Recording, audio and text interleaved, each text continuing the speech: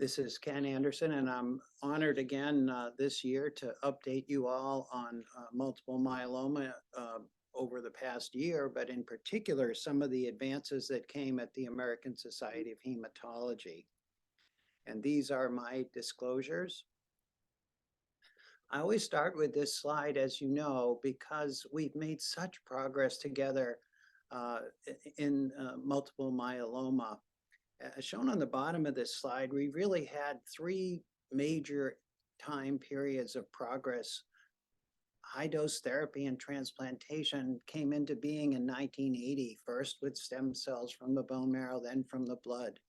Then came the targeted therapies from the year 2000 on, the IMiDs, thalidomide, lenalidomide, pomalidomide, the proteasome inhibitors, Velcade and carfilzomib, monoclonal antibodies, daratumumab, elotuzumab, and isatuximab.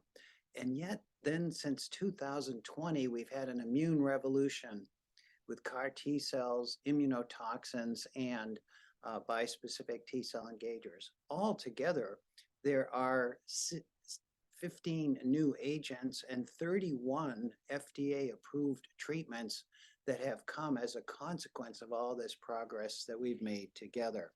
Needless to say, the options for all of you for treatment have really improved, and as has the outcome of patients with myeloma. So with all these advances, we can actually achieve a depth of response that we couldn't achieve previously. This is called minimal residual disease, as shown on this slide. And if you either fingerprint the bone marrow, that is, look at the cell surface proteins, or if you look at the genes inside of the myeloma cell, you can measure minimal residual disease. One myeloma cell in 100,000 normal bone marrow, or even one myeloma in 1,000,000 normal marrow cells. And if you do that, on the left-hand side of this slide, the progression-free survival, or the time without active myeloma, and on the right-hand side, the overall survival, or how long you live, is better in the context of MRD negativity, newly diagnosed transplant eligible patients, newly diagnosed transplant ineligible patients, and even in relapsed refractory disease, achieving MRD negativity does portend a better outcome. Now, at the American Society of Hematology, there were many advances reported. And one that I want to mention to you is the ability to find small numbers of myeloma cells in the circulating blood. You all know that you normally get bone marrows done. That's how we find the myeloma cells and look at the genes inside. But our colleague, Irene Gabriel, had reported at the American Society of Hematology that you can look at these circulating tumor cells in patients with myeloma, sort them out, and actually look at the genes inside of these small numbers of circulating tumor cells. And in fact, when you do that in the blood and the bone marrow at the same time, which she did 24 times down here, the blood looks like the bone marrow. Why am I even sharing this with you? Because it is getting more and more towards reality that we can monitor the blood instead of the bone marrow. And wouldn't that be a happy day if you didn't have to get bone marrows? The second thing that I wanted to bring up is that we're getting better and more sensitive assays for measuring the monoclonal protein in the blood. That was also reported recently out of the Irene Gabriel laboratory. But the idea is you can use what's called mass spectroscopy to find monoclonal proteins in patients. In this particular study, she was studying patients with monoclonal gammopathy of undetermined significance, both Caucasian and African Americans. But with this new technology of mass spectroscopy, she could find many more monoclonal proteins than are detectable with the current techniques. Why is this important?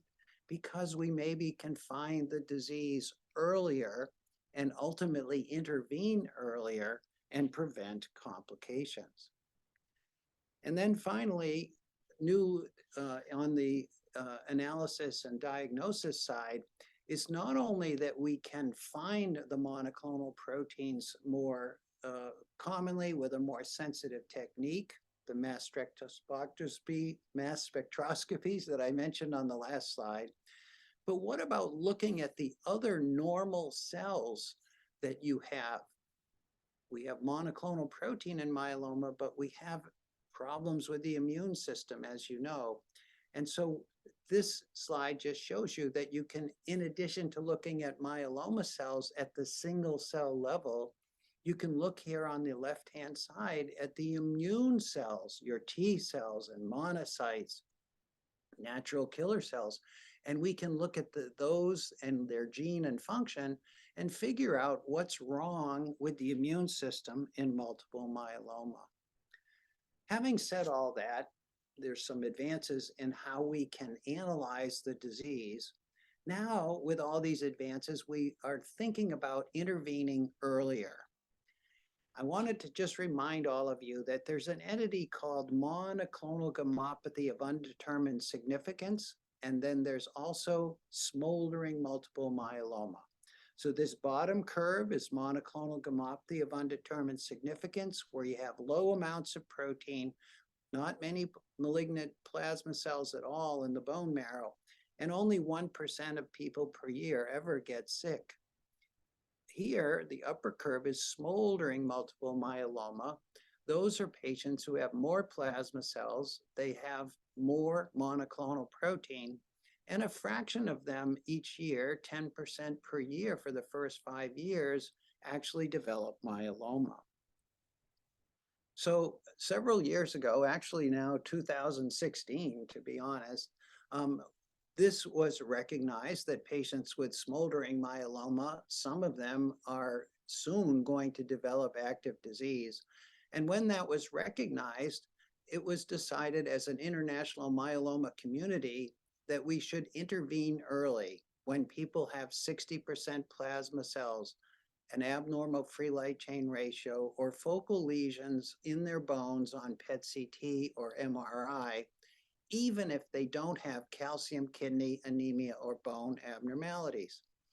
And in fact, that is now done, and many patients nowadays never develop calcium, kidney, anemia, or bone-related complications because we intervene early. What's left now is called high-risk smoldering myeloma. So if you don't have calcium, kidney, anemia, or bone disease, but if you have an M protein more than 2 grams or more than 20% plasma cells, or a free light chain ratio more than 20-fold abnormal, we do use either lenalidomide or lenalidomide index, or we use clinical protocols. And at the American Society of Hematology, there were 2 different protocols reported in patients with smoldering myeloma with the view of trying to prevent them from developing active disease. One of them was the use of daratumumab, carfilzomib, lenalidomide, and dexamethasone.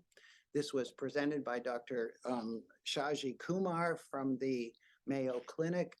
And what he showed was that over 94% of patients had a wonderful response called very good partial response. And 90% of patients have not progressed to myeloma at 3 years. Dr. Mateos from Spain presented a very aggressive regimen in high-risk smoldering myeloma, carfilzomib, len-dex here, transplantation, consolidation with carfilzomib, len-dex, and then lenalidomide maintenance. And in her study at 70 months, so almost six years, 94% of patients have not progressed to myeloma. So while this is still in the protocol phases, there are some encouraging signs that if we intervene early, we can potentially prevent the development of active myeloma. So here is the therapy for newly diagnosed myeloma transplant candidates.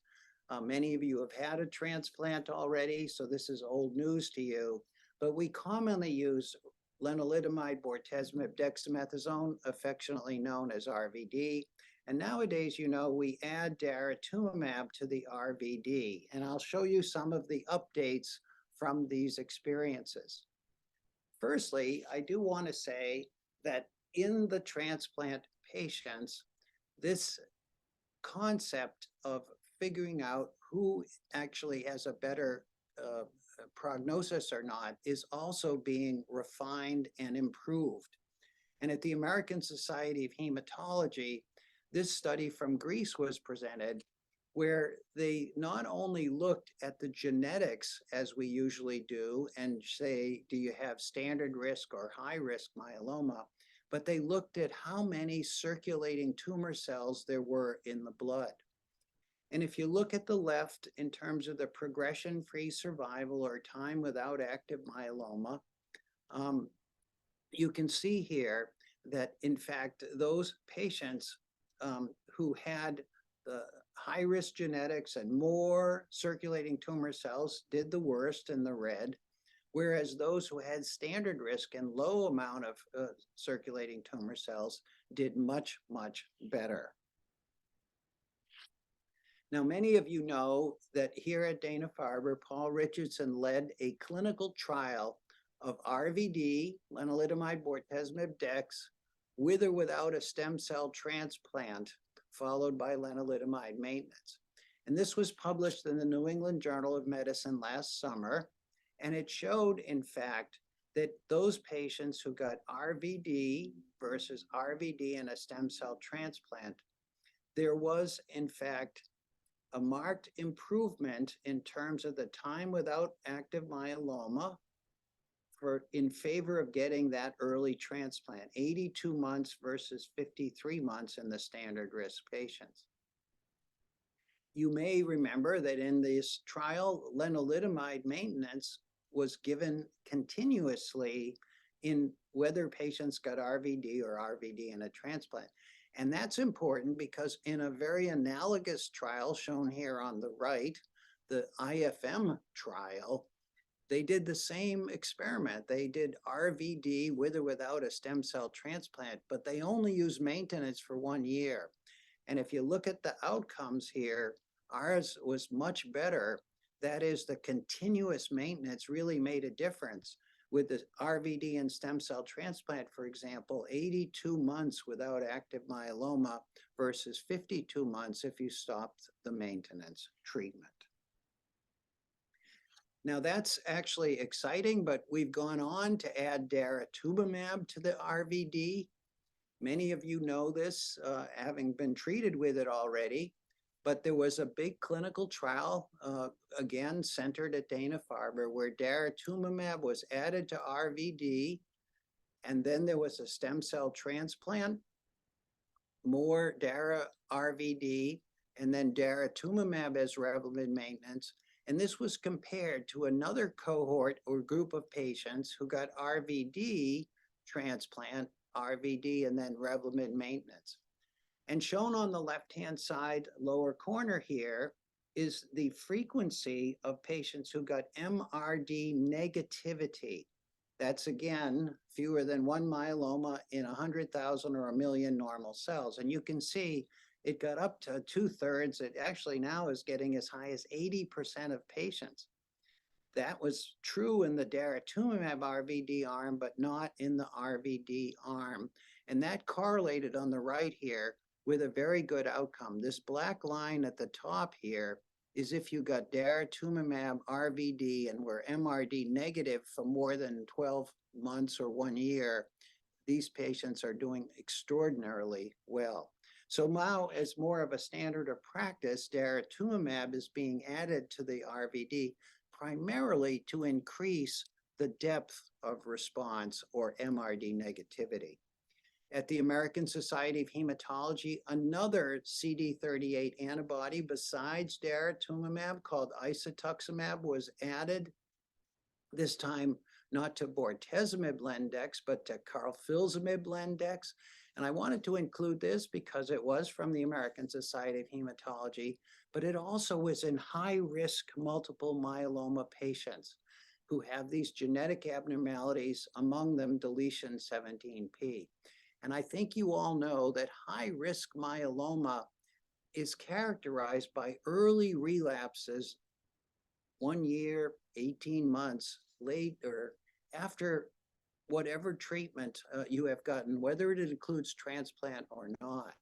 But what this study showed is the addition of a CD38 antibody isatuximab to the proteasome inhibitor carfilzomib, lenalidomide, and dex was very effective, 95% response rate here.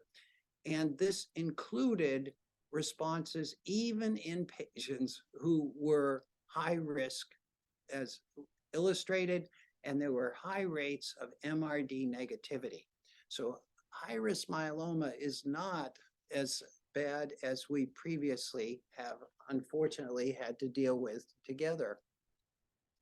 Now, another concept that's new, since we're getting this MRD negativity now with transplant and with the addition of daratumumab, in particular, daratumumab RVD or daratumumab KRD, the question comes, do we really still have to do the maintenance continuously? Can we stop maintenance? And so here's a trial that was presented at ASH of daratumumab, carfilzomib, lendex, transplant, a little more daratumumab, carfilzomib, lendex consolidation, and then maintenance. What's different here is they measured MRD at different time points. And if you stayed MRD negative for 2 times, separated by at least a year, they tested whether you could stop the maintenance treatment. And what they found is shown here. If you look at all patients, or you look at the patients on the right-hand side who had 2 consecutive MRD negative values, so then they stopped maintenance. This line, the top one, the patients are doing very well. They didn't have any genetic abnormalities. Patients who had 1 genetic abnormality, they were more commonly relapsing with their myeloma, but it's still very good. However, in contrast, patients who had more than 2 genetic abnormalities, if you stopped maintenance, their myeloma came back very quickly.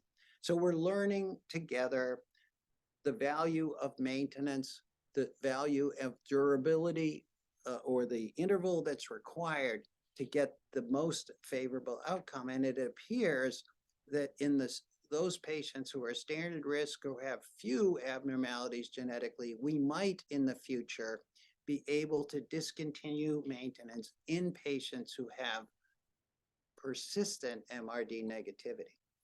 Now, what about the patients who aren't transplant eligible because of age or comorbidities? You know that the most common regimen we use is daratumumab together with lenalidomide dexamethasone, as shown here. When you use this regimen, the progression-free survival, or the time without active myeloma, is over 60 months, over 5 years. Now, what was presented at ASH is shown here. This was an update on the trial of daratumumab lendex versus lendex in the transplant ineligible newly diagnosed patients. But also what was shown here is that this benefit also was achievable in patients who have frail, meaning the performance status is limited, and it also resulted in a very high quality of life in patients who were frail. So this regimen, daratumumab lendex, is not only very active, overall survival at a median follow-up period of 74 months and a median follow-up of 64.5 months for safety. DRD is extraordinarily effective, and it's effective in both the fit patients and also the frail patients. So it really is a standard of care further established at ASH this year. Want to just mention that when myeloma returns, we meet with you in the clinic and we go over each of these details. We understand whether you're fit or frail. We look at what kind of other features might be present. Do you have normal kidney function, neuropathy, etc.? We look at the genetics of the myeloma that's relapsed. But most importantly, we look at what are the prior treatments that your myeloma has been exposed to? And what is the goal of therapy? And each and every patient is different when you look at these 5 features. But what's neat nowadays is we have the options in order to make sure we can really design a treatment that's appropriate for every patient. So here's the menu from which we can choose treatments nowadays. And I mention it because we have treatment for everyone. Patients whose myeloma is refractory to lenalidomide and bortezomib, patients whose myeloma is refractory to bortezomib, patients whose myeloma is refractory to lenalidomide. But even more importantly, what if the myeloma is resistant to lenalidomide, pomalidomide, bortezomib, carfilzomib, and daratumumab? We still have multiple regimens and multiple opportunities. Now, I'm going to mention some of them, and Paul Richardson will go into more detail about them as well. This is a complicated slide, but I'm going to make it very simple. I mentioned earlier that people with newly diagnosed myeloma, including many of you in this room, were treated with RVD, or you were treated with daratumumab RD, or you were treated with daratumumab RVD. But suffice it to say that your myeloma, when it returns, is no longer responsive to Revlimid or Velcade or dexamethasone or even daratumumab. What's shown on this slide on the left-hand side is the various treatment options that are pomalidomide based.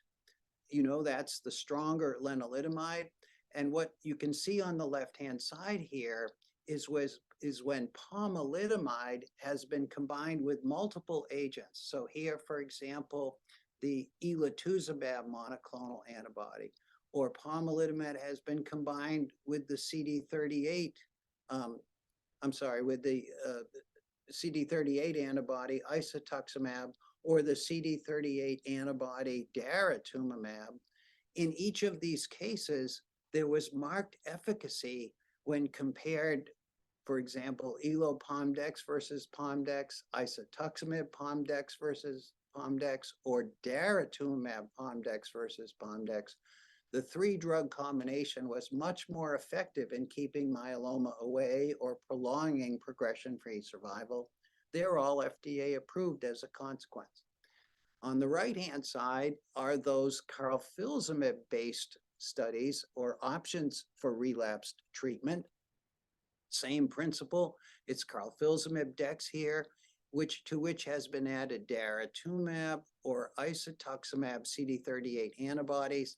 In each case, the triplet was superior in terms of the time without active myeloma, and these regimens are both FDA approved.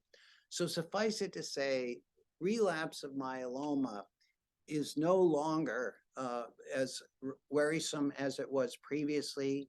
Most of the time, we have very effective regimens, usually combinations, usually triplets, using second-generation immunomodulatory drug pomalidomide or second-generation proteasome inhibitor carfilzomib. Now, what's new? Well, BCMA-related treatments are new. And BCMA is a fingerprint protein on myeloma. It's on everybody's myeloma.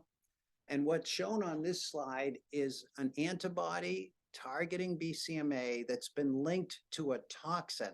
So the treatment, which many of you in the room may have already had, is a delivery of a toxin to myeloma based on the BCMA expression. And this is FDA approved already. When it was used as a single agent, about 30% of people responded. But I show you on this slide just one example when pomalidomide dexamethasone was added to this BCMA immunotoxin. Now the response rate is much, much higher, approaching 90%.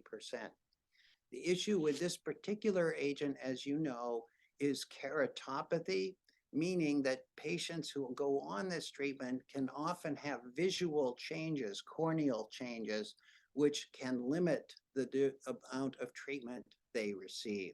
Paul will tell you more certainly about this immunotoxin. I want to spend the rest of my time talking to you about the two new immune treatments that are so exciting, CAR T cells and bispecific T cell engagers. Firstly, this is the CAR T cell concept. These are the various studies that are ongoing, and I will mention some of the old ones and new ones, but we have two FDA-approved CAR T cells now, one called ide-cel and one called cilta-cel.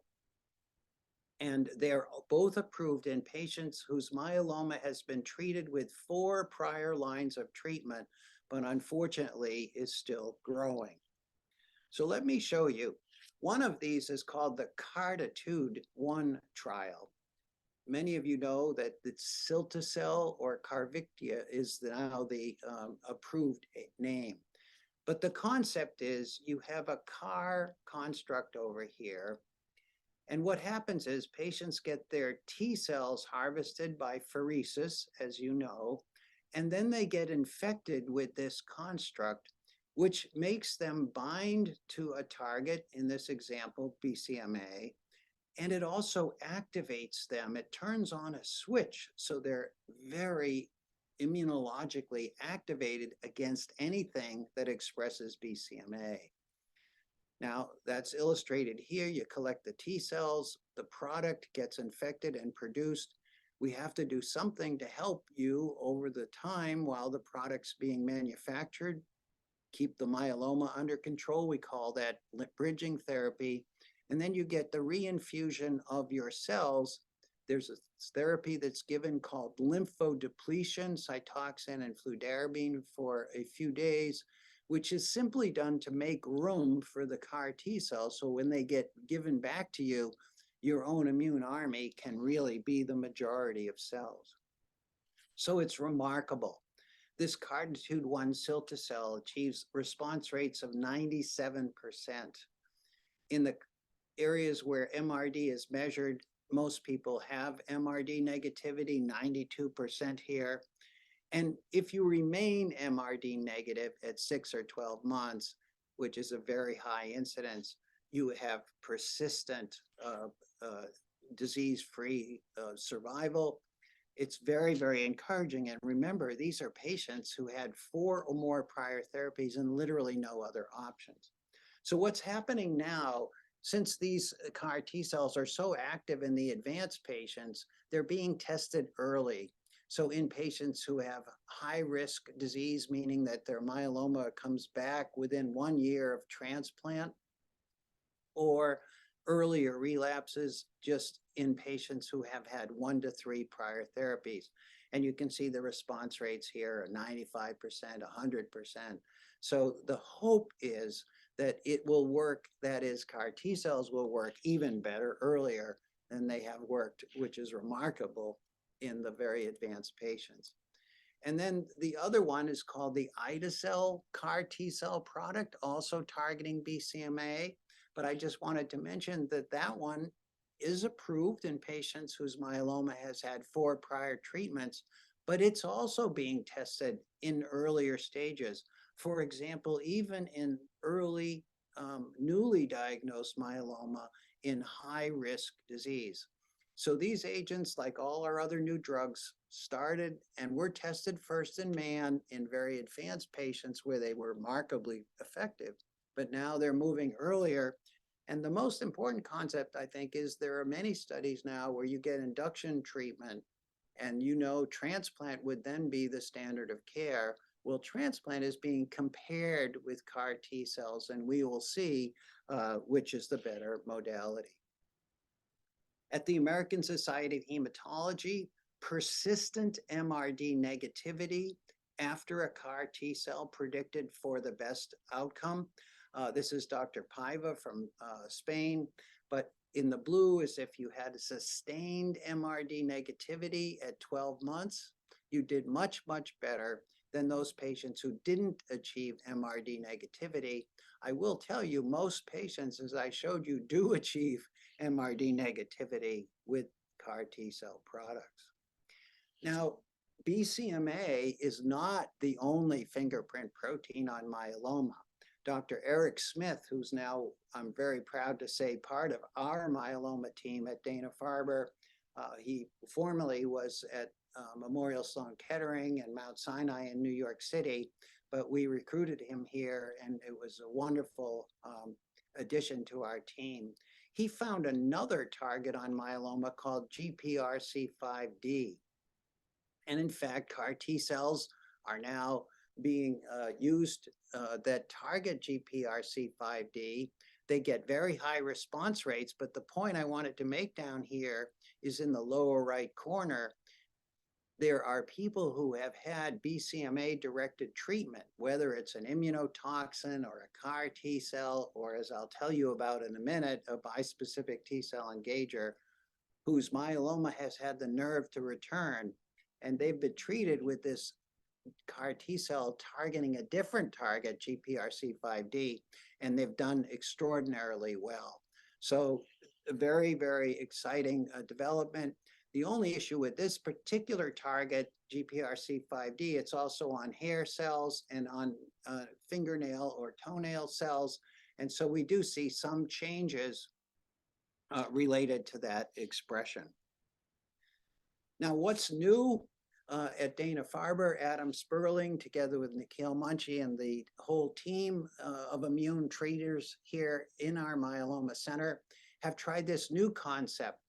And I'll just mention it to you in words, but the CAR T cells, instead of being, the T cells are harvested, they're made, but they're made in a very period of short days, not weeks.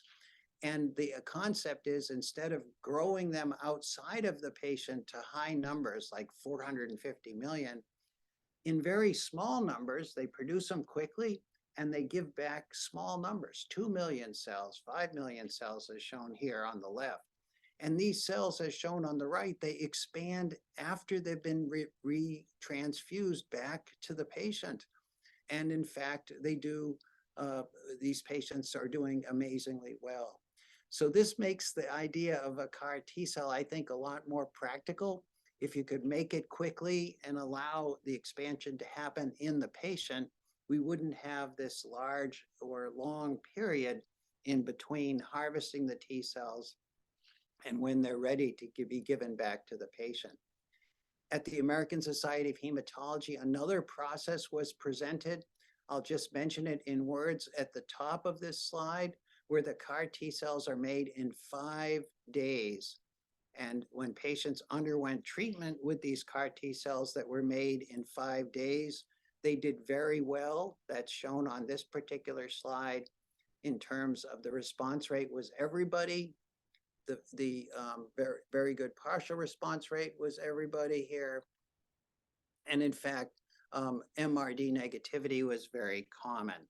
So you're seeing that this idea of making them very quickly is one new concept that I think will go a long way to making the CAR T cells more readily available to all the patients who need them. We've been working together with Dr. Carl Novina at Dana-Farber on something called the BAT-CAR, and this is not yet in the clinic, but it's coming. It's binary activated T cell with chimeric antigen receptor. In plain English, what it means is, instead of giving the CAR T cell, which is shown on the left, what you would do is you would give an antibody like daratumumab, for example, to patients with myeloma, which is labeled here with a protein, let's call it X.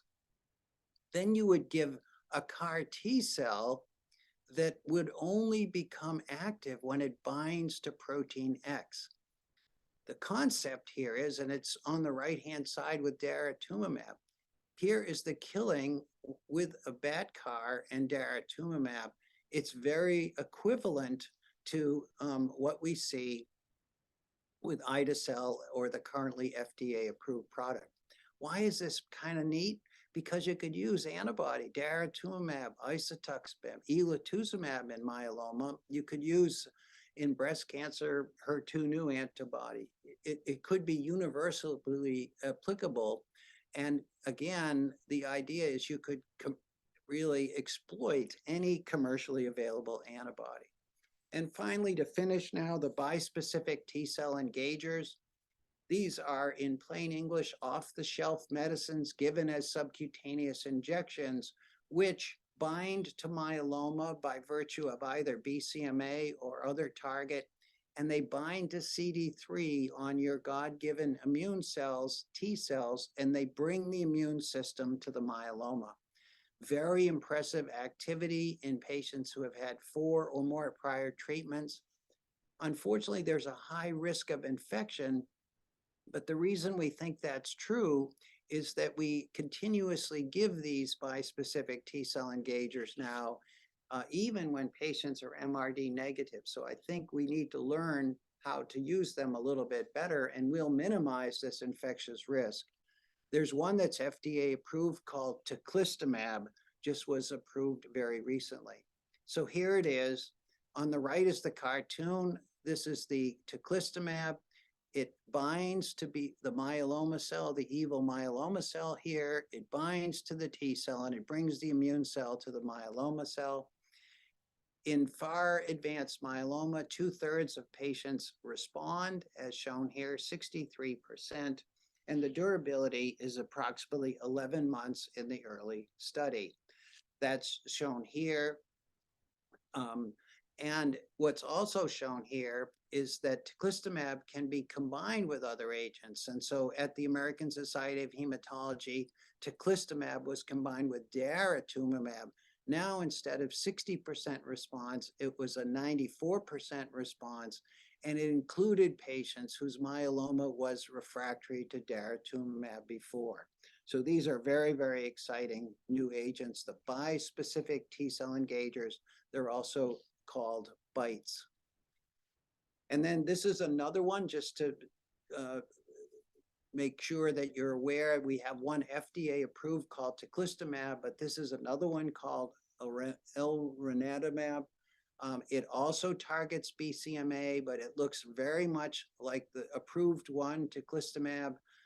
Lots of treatment, but what's shown, and the reason I wanted to include it, is one, it was presented at ASH, but secondly, even when you had prior BCMA therapy, so a BCMA CAR T cell, this targeted BCMA BiTE did confer wonderful responses in many patients.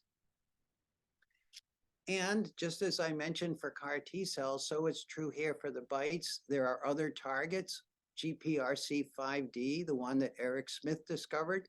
Here's the BiTE here. This time it's binding to GPRC5D on the evil myeloma cell and bringing the T cell here.